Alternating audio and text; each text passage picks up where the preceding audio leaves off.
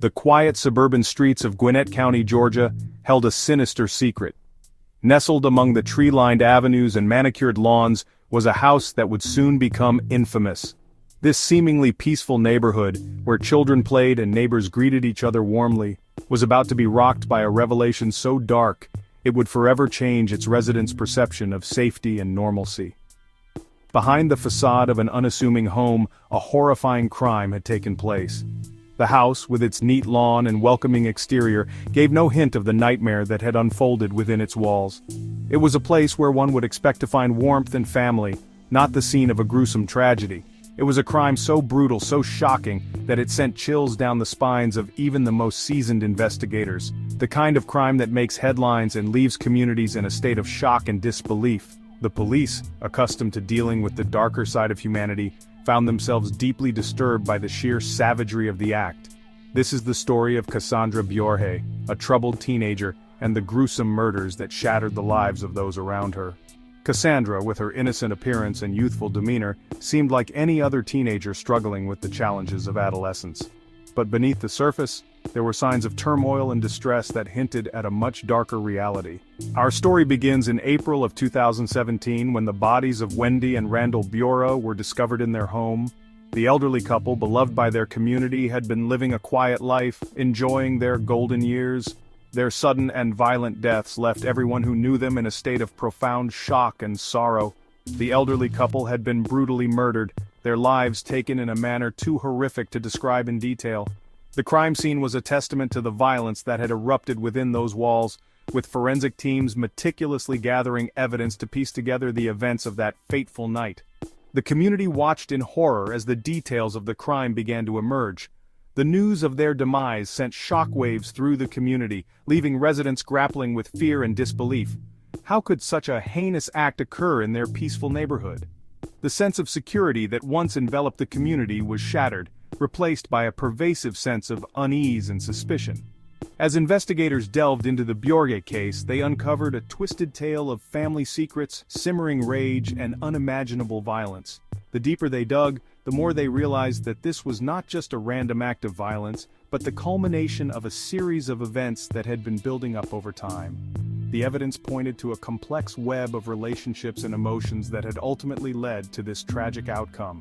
At the center of it all stood Cassandra, the couple's 17-year-old granddaughter, and her boyfriend, Johnny Ryder. The young couple, who appeared to be typical teenagers on the surface, were hiding dark secrets and a capacity for violence that no one could have anticipated. Their involvement in the crime shocked everyone who knew them, raising questions about what could have driven them to such a desperate and violent act. What drove these young people to commit such a heinous act? Was it a moment of madness, a result of their troubled past, or something even more sinister? As the investigation continued, the answers to these questions would slowly come to light, revealing a story that was as tragic as it was horrifying. This is the tale of a family torn apart by violence, and the dark secrets that lay hidden behind the walls of a seemingly ordinary suburban home. Cassandra's life had been marked by turmoil from a young age. Her childhood was a series of chaotic events, each more unsettling than the last. Growing up in a volatile household, she often found herself caught in the crossfire of her parents' constant arguments. The instability at home left her feeling isolated and misunderstood, driving her to seek solace in rebellious behavior. She had a history of run-ins with the law, dropping out of school and getting into fights. Her defiance was a cry for help, a way to mask the pain she felt inside. The school hallways, once a place of learning and friendship, became battlegrounds where she fought to assert her identity. Struggling to find her place in the world, Cassandra wandered through life like a ship without a rudder. The city streets, bustling with life, only amplified her sense of loneliness. She often sat alone on park benches watching the world go by, feeling like an outsider looking in. Her parents, unable to cope with her rebellious behavior, made the difficult decision to send her to live with her grandparents, Wendy and Randall. It was a heart-wrenching choice, but they hoped that a change of environment might offer Cassandra a fresh start. The Bjorhes, a loving and devoted couple, welcomed Cassandra into their home with open arms. They believed in the power of family and the healing touch of unconditional love. Their home, filled with warmth and laughter, was a stark contrast to the chaos she had known. They hoped that a stable environment and their unwavering love could help her turn her life around. They gave her a cozy bedroom, decorated with care, and spent countless hours talking to her, trying to understand her struggles and fears. They enrolled her in a new school, provided her with counseling, and sought out every resource they could find to support her. The new school offered a fresh start, and the counselors worked tirelessly to help Cassandra navigate her emotions and build a brighter future. Wendy and Randall did everything in their power to support her. They attended therapy sessions with her, offered constant encouragement, and never gave up hope.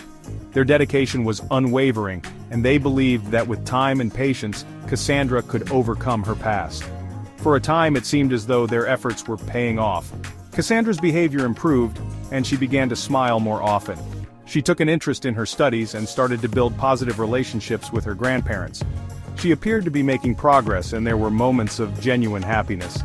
The family shared joyful moments, and Cassandra's future seemed brighter than ever. But beneath the surface, a storm was brewing, fueled by resentment, anger, and a desperate need for control. The unresolved issues from her past continued to haunt her, and the facade of progress began to crack. The storm clouds gathered, signaling that the troubled waters ran deeper than anyone had realized. It was during this period of fragile stability that Cassandra met Johnny Ryder.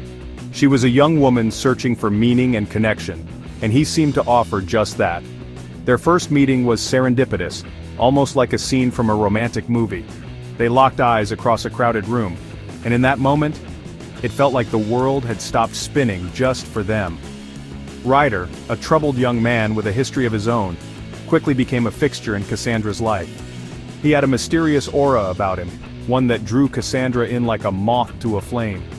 His past was checkered with mistakes and regrets, but he wore them like badges of honor. To Cassandra, he was a puzzle she was determined to solve. He provided her with the validation and attention she craved, but their relationship was volatile from the start. Their passionate moments were often overshadowed by intense arguments and misunderstandings.